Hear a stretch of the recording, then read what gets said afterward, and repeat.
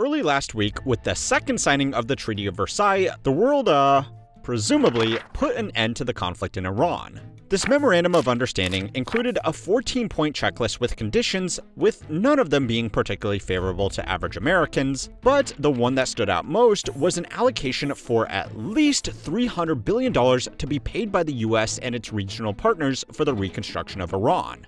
Now, assuming that our unnamed regional partners can't be convinced to pay for our mistakes, this would work out to almost $2,000 for every current American taxpayer, which has a lot of people raising a lot of very valid questions, chief amongst which is, where could all of this money possibly be going? For context, the Marshall Plan that rebuilt the entirety of Western Europe after the Second World War cost America around $150 billion when adjusted for inflation. Back then, that was enough money to restore the economies of 16 countries after 6 years of the most devastating war in human history. Today, we're supposedly going to be putting up twice that amount to a single country after less than 6 months of what was technically never a war to begin with. Additionally, unlike the Marshall Plan, Iran is unlikely to become an ally, raising other questions about the less savory operations that this money might end up financing. It sounds bad, but to be fair, the big flashy headlines have either maliciously or incompetently misguided most people on where this money is coming from and where it is actually going. If you take the time to do this and understand the actual mechanics of this plan, it actually just ends up making the whole thing look even dumber than it already sounds. The U.S. and Iran signed a deal to end their war. We're not investing any money. We have the right to if we want, but we're not investing. President Donald Trump said the Strait of Hormuz will reopen when the memorandum is signed this Friday. What do you make of this, of the idea of just even allowing for such a vast amount of money to be poured into this country? Iran is forcing some oil tankers to pay millions of dollars. The shipping route, once again, a tension point in negotiations as the fighting in Lebanon threatens to derail the deal. So the first thing to make clear is that according to tallies from most major news outlets following this issue, this is the 38th peace deal to be announced over the last 4 months. So the reality is, we have absolutely no way of knowing if this will play out as intended. And only once there is a mutually beneficial status quo established is this latest agreement worth anything more than the fancy paper it is printed on. But assuming this whole thing actually does go ahead as intended, it's important to actually read the words of this agreement because they theoretically should have some meaning. The actual wording of this section of the released MOU is, the US and regional partners will develop a reconstruction plan for Iran worth at least $300 billion. Now, right off the bat, at least is doing a lot of heavy lifting in that sentence. Because what $300 billion actually means in this context is less a price tag and more of a marketing figure for a deal that hasn't been constructed yet. It also means that, theoretically, $300 billion is the minimum amount of money that will be flowing into Iran as part of this agreement. To put that number in perspective, Iran's entire GDP before the war was around, well, $300 billion. So this plan is proposing an investment commitment worth more than the country's total annual economic output, into a country whose economy was actively collapsing even before any damage from this conflict.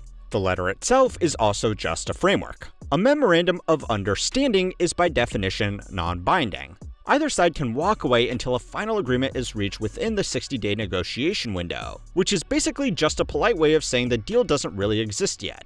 And that 60-day window is extendable with mutual consent, which, if you have been following any of the other 37 deals, may not fill you with confidence. But alright, let's assume for a moment that everyone keeps their word and this deal actually goes ahead as written out here.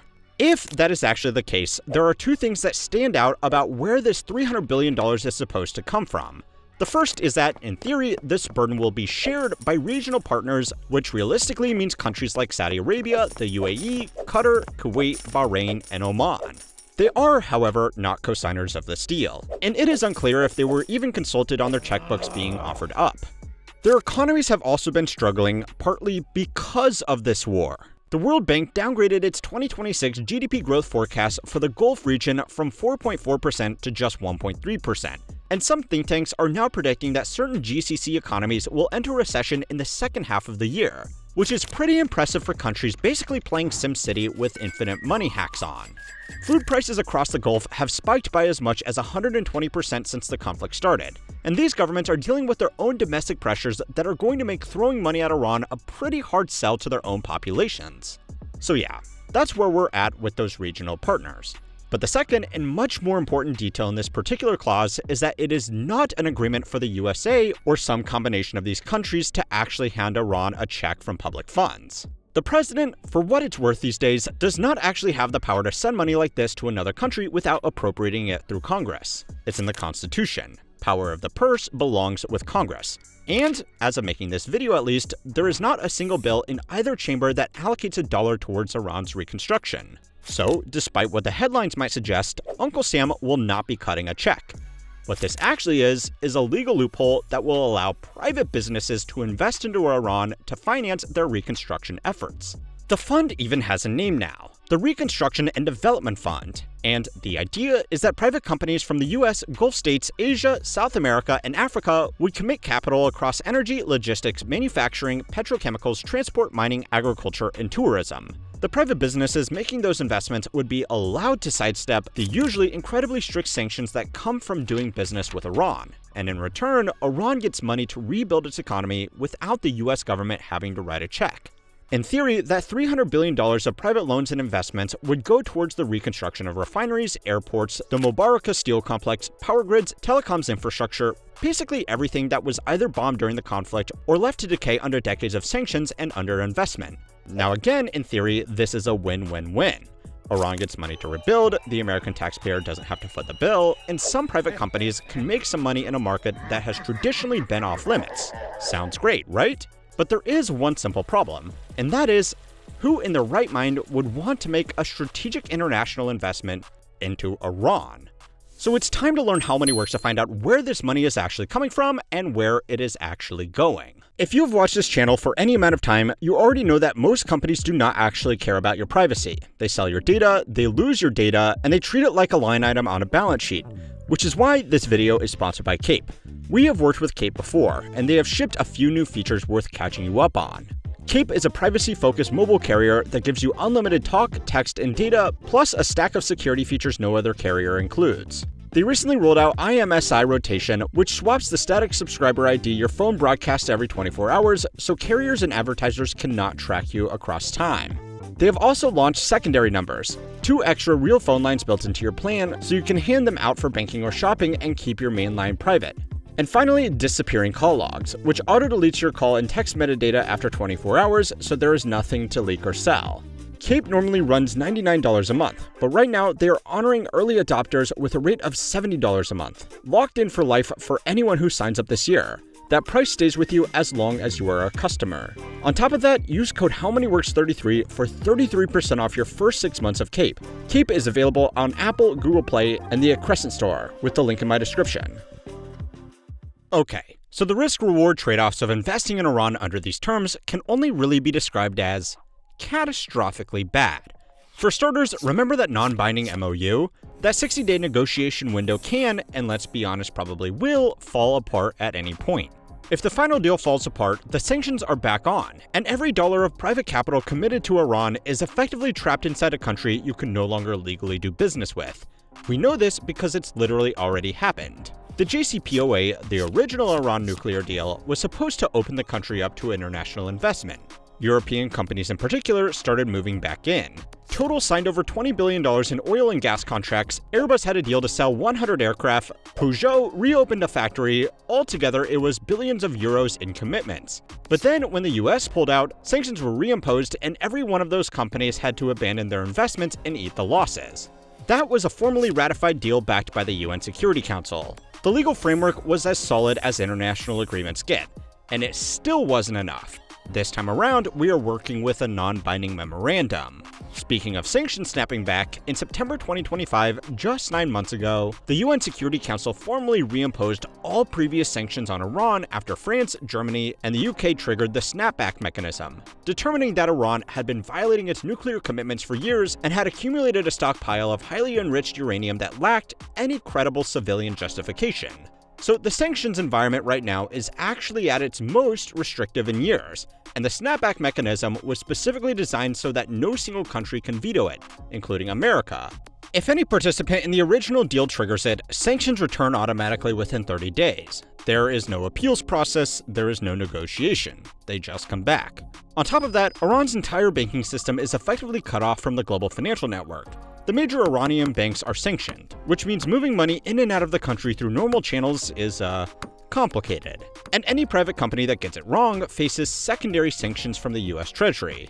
In a choice between doing some business with Iran and doing some business with the USA, the largest capital and consumer market in the world, Iran is generally not going to be seen as worthwhile. The idea that a non-binding memorandum of understanding is going to provide enough legal clarity for private companies to commit hundreds of billions of dollars into this environment is, optimistic. Oh, and by the way, Iran's access to this fund is supposed to be conditional on Tehran dismantling its nuclear program, eliminating its stockpiles of enriched uranium, and accepting a stringent inspection regime. So, as an investor, even if you were comfortable with all of the other risks, you would also be betting that the Iranian government is going to voluntarily give up its nuclear program, which has historically not been a winning bet. They agreed to limit enrichment under the JCPOA and then blew past those limits the moment it became convenient. By mid-2025, the International Atomic Energy Commission confirmed Iran had accumulated enough enriched uranium for multiple nuclear weapons. Okay. But let's say all of that somehow works out and the deal sticks. You are also now investing into a country that has a pretty well-documented history of just taking stuff. Following the 1979 revolution, the new government nationalized nearly every major industry in the country. Banks, insurance companies, steel, copper, aluminum, mining, automobile manufacturing, all of it was seized on July 5th of that year. Foreign joint ventures were voided overnight. Contracts with decades left to run were simply declared invalid by the revolutionary courts. And if Iran decides to do it again, what exactly are investors going to do? We've already tried using force, and that's kind of how we got into this whole mess in the first place. Now, even setting aside the political risk in this risk-reward analysis, it's also worth pointing out that the reward isn't exactly that great either. Iran's economy is not exactly, what you'd call a particularly attractive investment market right now. According to the IMF, Iran's GDP is expected to contract by 6.1% this year, and inflation is projected to hit 68.9%, with food prices already running 99% higher year over year as of February. The rial has depreciated by 44% year over year, and was already at record lows before the war even started, trading at $1,750,000 to $1 as of late 2025. Its oil infrastructure has been deteriorating for years, declining reservoir productivity, aging equipment being cannibalized for parts, and virtually no investment in enhanced recovery. And this was all before a war further damaged it. Even if that infrastructure is fully rebuilt, there are still limits in place on who Iran can sell this oil to. According to Iran International, 86% of the tankers transporting Iranian oil over the past year have themselves been sanctioned by the United States. And Iranian crude is currently priced about $11 to $12 per barrel below comparable benchmarks, significantly cutting into Tehran's net revenue. Even outside of fossil fuels, the local market is dominated by government-controlled businesses limiting opportunities to generate returns inside the domestic economy. Allowing investors to put money into Iran is kind of like the government giving investors the green light to invest in Logan Paul's latest crypto project. I mean, it's technically nice that you're allowed, but history would suggest it's probably not a good idea. Now, I realize that might sound like I'm being overly harsh. And look, every emerging market comes with risk. That's literally why the returns are supposed to be higher. Investors take calculated bets on unstable countries all the time. But the difference here is that in a normal emerging market investment, you have some kind of legal framework to protect your capital. Bilateral investment treaties, World Bank arbitration, or international courts. In Iran, under the current sanctions regime, most of those protections either don't apply or can't be enforced. You'd be investing with essentially zero legal recourse if something goes wrong. And it's not like reconstruction investments have a great track record to begin with, even when the US has far more control over how the money is spent. In Iraq, the US put over $60 billion into reconstruction grants. The Special Inspector General found that at least $8 billion was outright wasted, and another 10% of the total couldn't be accounted for at all. The whole thing resulted in 87 fraud indictments. In Afghanistan, it was worse. $144 billion spent over 20 years, with somewhere between $26 and $29 billion wasted on ghost schools, ghost teachers, ghost police forces, and buildings that collapsed almost immediately after they were built. And those were countries where the US had boots on the ground, an inspector general's office running constant audits, and at least some degree of political alignment with the reconstruction goals. In Iran, you would have none of that. Private capital going into a country with no friendly military presence, no oversight infrastructure, a hostile government, and a legal system that has historically treated foreign assets as, to put it generously, negotiable. And remember, those were also situations where the US government was spending its own money with inspectors reporting to Congress. This deal is asking private companies to take that risk with shareholders' money and even less oversight. But okay, fine. Let's play devil's advocate anyway. The one piece of good news is that the structure to do these deals is kind of already in place. Say you wanted to invest $100 million into Iran. What you would typically do is commit that money to an offshore special purpose vehicle, or SPV, that you control in a neutral jurisdiction, typically an accommodating financial city like Dubai, Hong Kong, or Geneva. That SPV then spends the $100 million offshore, paying equipment makers and engineering contractors directly to rebuild a specific revenue-generating asset in Iran, say a refinery unit or part of the Mubarak steel complex. Iran receives the finished asset, not a dollar of cash. Once it's running, Iran repays in kind. It ships an agreed volume of crude over, say, 3 years. That oil is sold, most likely, to a Chinese or Indian refiner who pays market price, roughly $130 million over the term.